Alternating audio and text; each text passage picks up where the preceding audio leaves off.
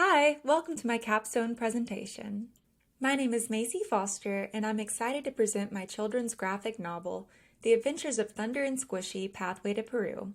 This project shows my passion for storytelling through art and my love of drawing animals and colorful nature scenes. The logline of my book is when two class pet guinea pigs, the inventive Thunder and the goofy food-loving Squishy, team up with their human friend Eli and a teleportation device.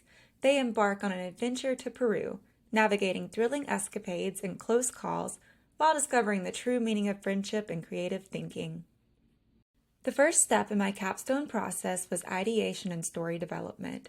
I came up with the story idea and creative problems in Digital Animation 1 in the fall of 2023 during our first assignment, the World Building Project. The character idea sparked while I was speaking with my coworker about my project, and he suggested I draw Thunder and Squishy, his son's class pet guinea pigs. Cute animals are my favorite subject to illustrate, so I was excited about the idea of creating these characters. Here are some early images from the world building project. I tested many different aesthetics, including traditional and digital art methods, as well as making puppets out of felt and fake fur, as you can see in the bottom left. Another part of the ideation process was gathering inspiration. Here are 3 children's graphic novels I found inspirational: Catwad by Jim Benton, PB&J by Brian Smith, and the Owlie series by Andy Runton. Reading graphic novels like these helped me see different examples of page layouts and storytelling techniques. In research for commercial creatives, I got the unique opportunity to interview Andy, who created the Owlie series, and he gave me great advice about balancing text and illustrations, but the words that stuck with me the most are: if you're into it, then you just go for it because there's room. I mean, and once you draw a graphic novel, that's it. I think that's the other thing is that there's no line between pro and amateur. It's like, have you made it? Have you drawn the work? Doesn't even have to have been published. Have you drawn it? You're in. After testing out many different character designs, I finally landed on a design I was happy with.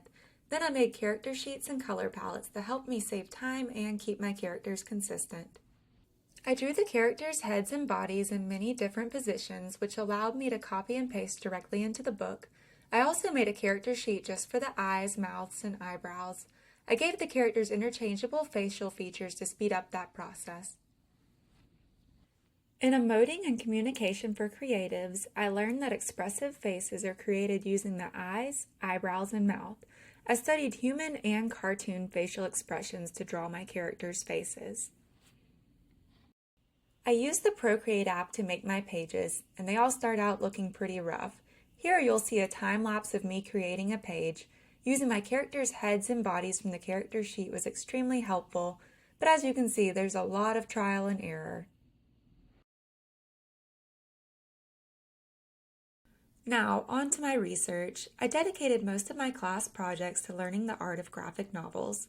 Books I found to be the most helpful were Making Comics by Scott McCloud, which taught me about the different types of panel transitions and the importance of clarity, and How to Draw Comics the Marvel Way by John Buscema and Stan Lee, which covered dynamic posing and perspectives. Since the majority of my book takes place in Peru, I knew I needed to do my research to create an authentic, believable setting. Peru is incredibly biodiverse with lots of colorful locations like the Amazon rainforest and Rainbow Mountain, which became scenes in my book. Here are some images of my colorful Peruvian backgrounds.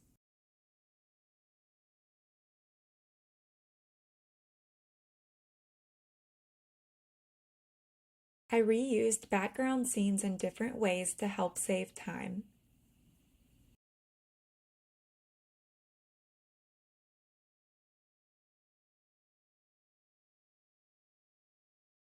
My favorite part of making this book was drawing the many different Peruvian animals, especially the wide variety of colorful birds. To draw all these animals, I spent much time looking at reference photos and videos. Here you'll see the evolution of the howler monkey illustrations and the page that they live on. Here are some more pages full of animals. I used some of the principles of animation in my story. For example, I added more images to extend the story and build anticipation when Thunder is scared to cross the bridge. I also used squash and stretch and exaggeration principles to make the characters and scenes more impactful, fun, and kid-friendly. In a previous project, I studied animating flight. Learning to animate flight helped me with capturing the birds in motion. I have a plan to create an animated book trailer, so I spent some time animating a couple of bird characters in preparation. Here are a few more book spreads. I ended up with 62 spreads in total, and I plan to self-publish on Amazon soon. I am excited to take what I've learned from creating this book and apply it to other illustration projects.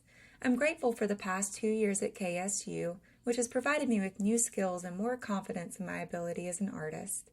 Thank you all for watching and for your support along the way.